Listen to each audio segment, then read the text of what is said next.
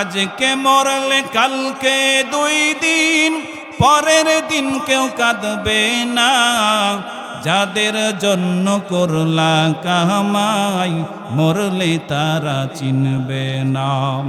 থাকতে সময় করো আমল, থাকতে সময় করো আমল, ঈমান করো খাঁটি। শেষ ঠিকানা তোমার আমার 3.5 হাত মাটি। শেষ ঠিকানা তোমার আমার 3.5 হাত মাটি। অমানদার মুসলমান দরদি ভাইয়েরা আমার, এই জন্য দুনিয়াতে যাদেরকে খুশি রাখার জন্য, যাদেরকে শান্তিতে রাখার জন্য আপনি হালাল হারাম তাওয়াক্কা না করে কামাই করেন, উপার্জন করেন, যাদের শান্তির জন্য আপনি দিনরাত পরিশ্রম করে হালাল হারাম তাওয়াক্কা করেন না, তারা আপনার মরার পরে আপনাকে আর বাড়িতেও রাখবে না, বিছানাতেও রাখবে না। যেই স্ত্রী আমার সাথে 40টা 50টা বছর এক বিছানায় ঘুমাইছি, রাতের বেলা যদি আমার মরণ হয়ে যায়, ওই স্ত্রী 40টা বছর আমার সঙ্গে এক বিছানায় ঘুমাইছি, ওই স্ত্রী আর 1 সেকেন্ডও আমার সঙ্গে আপনার সঙ্গে বিছানা শেয়ার করবে না। লোকজন ডেকে বলবে তাড়াতাড়ি বিছানা থেকে নামাও, বাড়ি থেকে বের করো, কারণ লাশের পাশে ঘুমাইতে আমার বড্ড ভয় লাগে। বলেন ঠিক কিনা? যেই স্ত্রীকে আপনি এত ভালোবেসেছেন, যেই সন্তানগুলোকে এত মহব্বত করেছেন, এত ভালোবেসেছেন, আপনার মৃত্যুর পরে আপনাকে আর 1 মিনিটও আপনার বাড়িতে বিছানায় রাখবে না। আপনার আমার ঠিকানা ওই অন্ধকার কবরের মাটির ঘরের বিছানা। এজন্যই রাসূল আরবি বলেন, যারা অন্ধকার কবরের সামানা গোছায়, যারা অন্ধকার কবরের সামানা সুন্দর করে গোছায়, যারা মা বাবার খেদমত করে, নামাজ পড়ে, রোজা রাখে, দান সাদকা করে, তাসবিহ তাহলিল করে, আমল করে, রাসূল বলেন তারাই হলো সবচাইতে বড় বুদ্ধিমান। আর যারা আমল করে না, কবরের চিন্তাও যারা করে না, রাসূল বলেন এরা হলো সবচাইতে বড় বোকা। রাসূল বলেন কিয়ামতের আগে এমন সময় আসবে যেই সময় মানুষ হালাল হারামের কোনো তোয়াক্কা করবে না। বলে হালাল হোক হারাম হোক, টাকা পকেটে আসলেই বাস। এমন জামানা মনে হয় এখনো আসে নাই। কি বলেন? আসছে না? চলছে। সেই সময় সেই যুগ এখন আমাদের চলছে। হালাল হারাম কিচ্ছু থাকে না, শুধু টাকা টাকা, আসুক আসুক, আসলেই হবে, হালাল হোক হারাম। এই হালাল হারাম পরিবারের জন্য কামাইতেছেন, পরিবারের জন্য আমরা এই সম্পদ অর্জন করতেছি, কিন্তু এই হারাম উপার্জনের গুনাহ কি আমার আপনার পরিবার নিবে? কি বলেন? নিবে? নিবে না। কিতাবের মধ্যে ঘটনা এসেছে, বড় পীর আব্দুল কাদের জিলানী রহমতুল্লাহি আলাইহি, উনি একবার নৌকা সফরে কোথাও রওনা দিতেছেন, নৌকায় উঠেছেন, যাবেন। নৌকায় যাওয়ার পরে নৌকা চলতেছে, নৌকা চলতেছে, হঠাৎ করে যখন মাঝ নদীতে নৌকা পৌঁছেছে, তাকায় দেখা গেল সাধারণ যাত্রীদের সাথে একদল ডাকাতও উঠেছে। কি বলেন? আমাদের দেশে বাসে, লঞ্চে, ফেরিতে এমন হয় না? ডাকাত দল সাধারণ যাত্রী বেশে উঠে কিছু দূর যাওয়ার পরে সব যাত্রীকে জিম্মে করে সব টাকা পয়সা সব কিছু লুটপাট করে চলে যায়। এমন ঘটনা আছে না নাই? তো আব্দুল কাদের জিলানী রহমতুল্লাহি আলাইহি যেই নৌকায় উঠেছে, মাঝ নদীতে যাওয়ার পরে ডাকাতদেরকে বলতেছে, এই যার কাছে যা আছে সব বের কর। সবাই সবকিছু বের করে দিয়েছে। ভয় বের করে দেওয়ার পরে আব্দুল কাদের জিলানী রহমতুল্লাহি আলাইহি, বড় পীর, আল্লাহর ওলি, উনি এবার ডাকাতদেরকে বলতেছেন, ভাই আপনারা যে ডাকাতি করেন, এই ডাকাতিরা আপনারা কি জন্য করেন বলেন তো? ডাকাতেরা বলে, এই বেটা কি বোকা নাকি? ডাকাতি কি জন্য করে? ভালো থাকার জন্য, পরিবারকে ভালো রাখার জন্য। আব্দুল কাদের জিলানী বলেন, ভাই তোমরা যে পরিবারের বউ বাচ্চাদেরকে ভালো রাখার জন্য ডাকাতি করতেছো, অবৈধভাবে সম্পদ অর্জন করতেছো, এটা তো গুনাহের কাজ। আরেকজনের হক নষ্ট করা এটা কি গুনাহ তোমরা তো জানো? বলে হ্যাঁ হুজুর, আমরা জানি যে ডাকাতি করা অন্যায়, এটা আমরাও জানি। ডাকাত হলে ইমানদার ডাকাত আর কি। তো বলে তোমরাও জানো ডাকাতি করা অন্যায়, আচ্ছা তোমরা যে পরিবারকে সুখী রাখার জন্য ডাকাতি করতেছো, এই ডাকাতি করা গুনাহের কাজ, অন্যায়, তো এই অন্যায় গুনাহের ভাগীদার কি তোমাদের বউ বাচ্চারাও কি হবে? ডাকাতেরা কয় হুজুর হবে না কেন? যাদের জন্য ডাকাতি করি ওরাও ভাগীদার হবে। আব্দুল কাদের জিলানী বলে না, কোশ্চিন কালেও নয়। তোমাদের এই গুনাহের ভাগীদার তোমার স্ত্রী, সন্তান, পরিবার, পরিজন কেউ হবে না। জোরে বলেন আল্লাহু আকবার। মুসলমান ভাইয়েরা আমার, ডাকাত দল বলে আব্দুল কাদের জিলানী রে, আমরা আমাদের পরিবার, সন্তান, স্ত্রীদেরকে ভালো রাখার জন্যই ডাকাতি করি। সুতরাং ডাকাতের যত গুনাহ আছে এই গুনাহের অংশীদার আমাদের পরিবারের সদস্যরা, তারাও নিবে। আব্দুল কাদের জিলানী বলে না না না, ইম্পসিবল। তোমাদের পরিবারের সদস্যরা তোমাদের ডাকাতি করার গুনাহের কোনো ভাগীদার হবে না, নিবেও না। ডাকাত দল বলে নিবে, আব্দুল কাদের জিলানী বলে নিবা না। এক পর্যায়ে তর্কাতর্কি শুরু হয়ে গেল।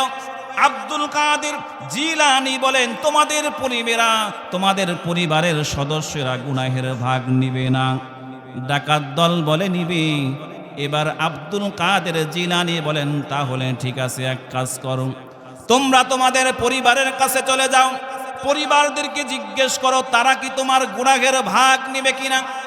এবার ডাকাত দল বলে আব্দুল কাদের জিলানী তাহলে ঠিক আছে, আমরা আমাদের পরিবারের কাছে চলে গেলাম, পরিবারকে জিজ্ঞেস করব, জিজ্ঞেস করার পরে যদি আমাদের কথা মতো মিলে যায় তাহলে তোমার খবর আছে, আর যদি তোমার কথা মিলে যায় তাহলে তুমি সত্যবাদী। এরপরে আব্দুল কাদের জিলানী বলল তাহলে ঠিক আছে যাও। এবার ডাকাত দল বলে আমরা যে যাব, আপনি যদি পালায়ে যান, আপনি যদি পালায়ে চলে যান তাহলে আপনাকে কোথায় পাবো?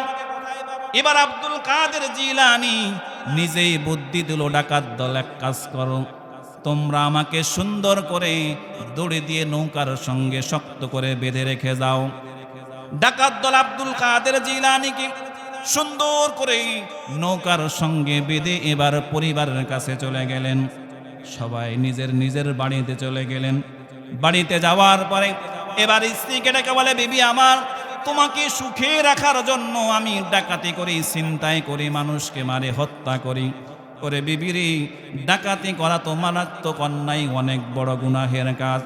ও বিবি আমার, তোমাদেরকে ভালো রাখার জন্য ডাকাতি করি, এই যে আমি এত বড় পাপ কামাইতেছি, তুমি কি আমার পাপের ভাগীদার হইবা কিনা এটা একটু বলো। বিবি বলে, স্বামী রে, আমাকে যেদিন বিবাহ করে তোমার ঘরে নিয়ে এসেছো, আমার ভরণ পোষণ সবকিছু দায়িত্ব দেওয়া হলো তোমার। এখন তুমি চুরি করে আনবা নাকি ডাকাতে করে আনবা নাকি ছিনতাই করে আনবা, এটা তোমার ব্যাপার। তোমার কোনো গুনাহের ভাগীদার আমি স্ত্রী হতে পারবো না, বরং আমাকে দেওয়ার দায়িত্ব হলো তোমার। এখন তুমি কোথায় থেকে দিবা, কিভাবে দিবা, তুমি জানো, তোমার আল্লাহ জানেন। বলেন সুবহানাল্লাহ। স্ত্রী স্ত্রীর মতোই যেমন জবাব তেমনই দিয়েছে।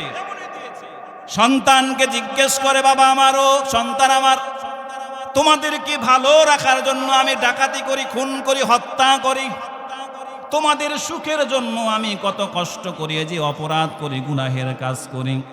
ওরে সন্তান, আমার এই গুনাহের ভাগীদার কি তুমি হবা নাকি তোমরা হবা নাকি? এবার সন্তান বলে, বিবি আমার, ও সন্তান। এবার সন্তান বাবাকে ডাক দিয়ে বলে, বাবারে, আমি সন্তান হিসাবে আমাকে লালন পালন করার দায়িত্ব তো হলো আপনার। এখন আপনি টাকা পয়সা কোত্থেকে কিভাবে নিয়ে এসে আমার ভরণ পোষণ দিবে, এটা জানার দায়িত্ব আমার নয়। আপনার গুনাহের ভাগীদার আমি সন্তান নিব না। বলেন না আল্লাহু আকবার। এইভাবে প্রত্যেকটা ডাকাত তাদের স্ত্রীদেরকে জিজ্ঞেস করেছে, সন্তানদেরকে জিজ্ঞেস করেছে, কেউ তাদের গুনাহের ভাগীদার হইতে রাজি নয়। এবার সমস্ত ডাকাতেরা নিরাশ হয়ে গেছে, কারণ তাদের কথা মিথ্যা প্রমাণিত হয়েছে, আব্দুল কাদের জিলানীর কথাটা সত্য প্রমাণিত হয়েছে। বলেন সুবহানাল্লাহ।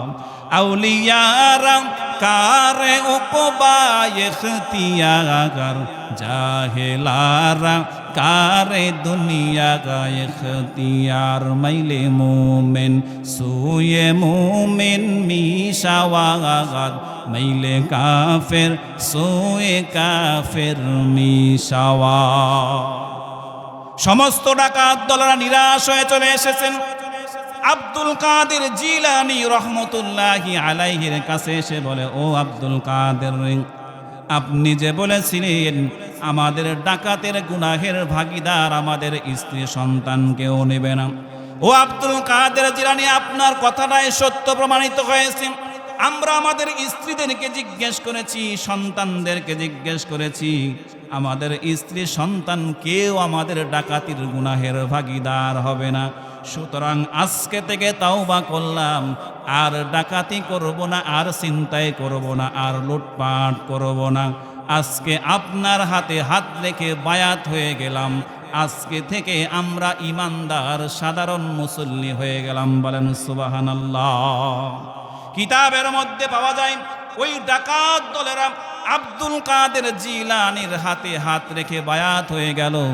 বলে এক একটা ডাকাত এমন হয়েছে, বলে ওই যুগের এক একটা বড় বড় আল্লাহর ওলি হয়ে গেছে। বলেন সুবহানাল্লাহ। আপনারা কি বুদ্ধিমান হবেন না বোকা হবেন? কি বলেন, বুদ্ধিমান না বোকা? রাস্তার মধ্যে দুইটা উঠে মারামারি লাগছে। মারামারি একজন কয় দল লিন ঠিক, আরেকজন কয় জল লিন ঠিক।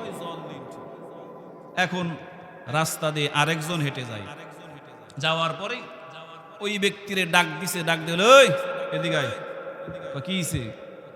কয় তুই ফাইসালা দিবি দল লিন ঠিক না জল লিন ঠিক। ও এখন তাকায় দেখে দল লিন কইলে জল লিন আলা ফিডাইব, জল লিন কইলে দল লিন আলা ফিডা, অর্থাৎ যেটাই কোক ফিডে মার আছে না নাই, মার নিশ্চিত যেদিকেই যাক। এখনো চিন্তা করে আল্লাহ কোন দিকে যাওয়া যায়, দল লিন কইলো ফিডা, জল্লিল কইলো ফিডা, ফিডা আছে, ফিডা থেকে বাঁচানোর কোনো উপায় নেই। এখন কতক্ষণ চুপ থাকার পরে মাথায় এবার ইবলিসে বুদ্ধি জাগাইছে, মিস্টার ইবলিসে দিয়ে কয়, ভাই আমি তো দল্লিনও নয় জল্লিনও নয়। বুদ্ধি বাইর করছে, তুই দল্লিনও নয় জল্লিনও নয়, তাহলে কি তুই? কয় না আমি কোনো দিকেই নাই। কয় না সূরা ফাতিহা বললে তো হয় দল্লিন নাহলে জল্লিন, যে কোনো একটা তো বলতে হবে। কয় না আমি কোনোটাই না। কয় না যে কোনো একটা, কোনোটা তো হইতেই হবে, তুই ক কোনটা তুই? কয় না আমি কোনোটাই না। যখন জোরাজোরি করছে ভাই, আসলেই ভাই আমি কোনোটাই না। কারণ কি জানেন? আমি আসলে নামাজই পড়ি না। নামাজ পড়লে না দল্লিন জল্লিন লাগবে, নামাজই পড়ে না, দল্লিন জল্লিন খবর নাই, ফিটনা থেকে বাইসে গেছে।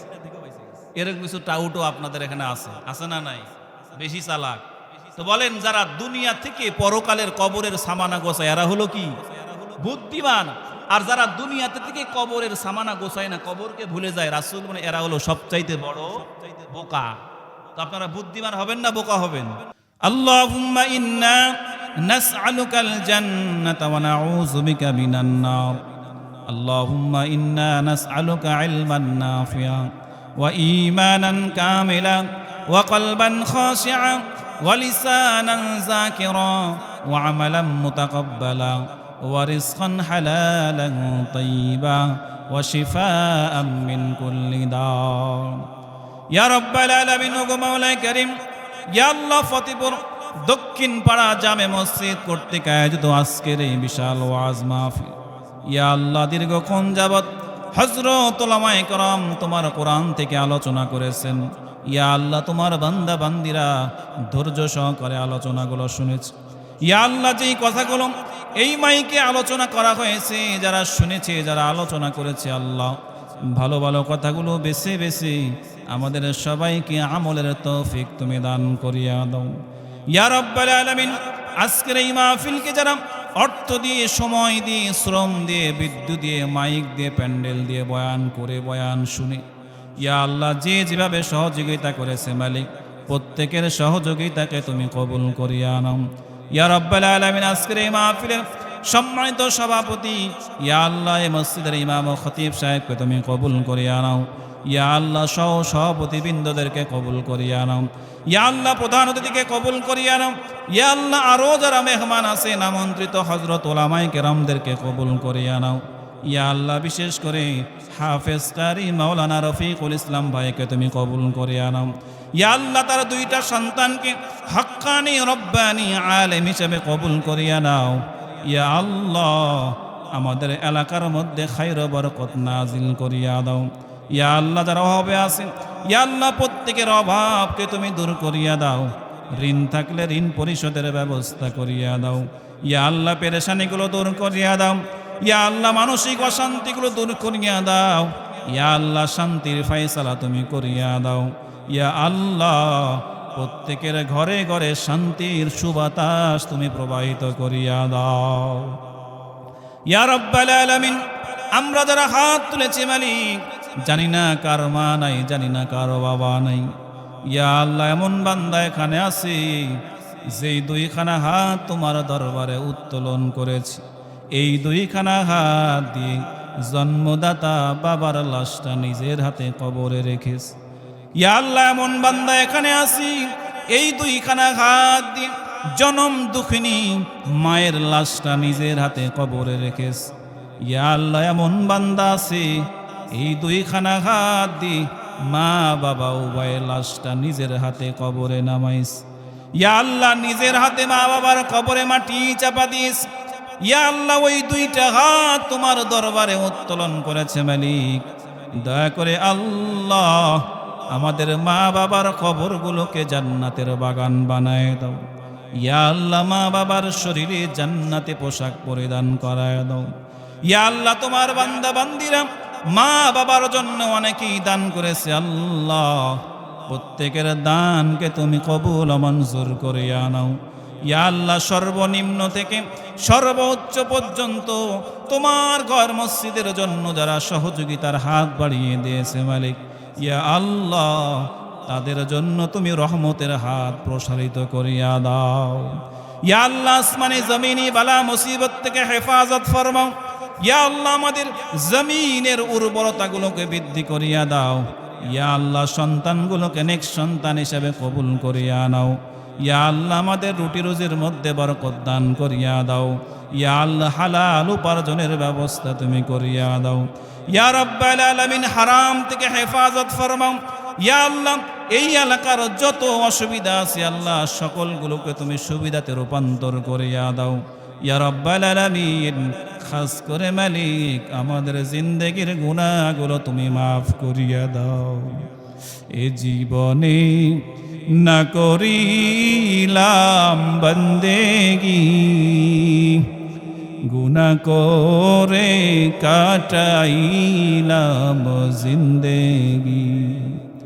তওবা করে আবার তওবা ভাঙিলাম, অবশেষে খাঁটি তওবা করিলাম। গুনার বোঝা মাথায় লইয়া আল্লাহ কান্তেছি, মাফ করো গো মাবুদ আল্লাহ ইলাহি। ইয়া আল্লাহ শেষ আর যে মালিক মৃত্যুর আগে আমাদের সবাইকে একবার হলো হজ্জে মাবরুর তুমি নসিব করিয়া দাও। রব্বানা তাকাব্বাল মিন্না ইন্নাকা আনতাস সামিউল আলিম ওয়া তুব আলাইনা ইন্নাকা আনতাত তাওয়াবুর রহিম। সুবহান রাব্বিকা রব্বিল ইজ্জাতি আম্মা ইয়াসিফুন, সালামুন আলাল মুরসালিন ওয়ালহামদুলিল্লাহি রাব্বিল আলামিন। ওয়াজআল আখির কালিমাতিনা ইনদাল মাউত লা ইলাহা ইল্লাল্লাহু মুহাম্মাদুর রাসূলুল্লাহ।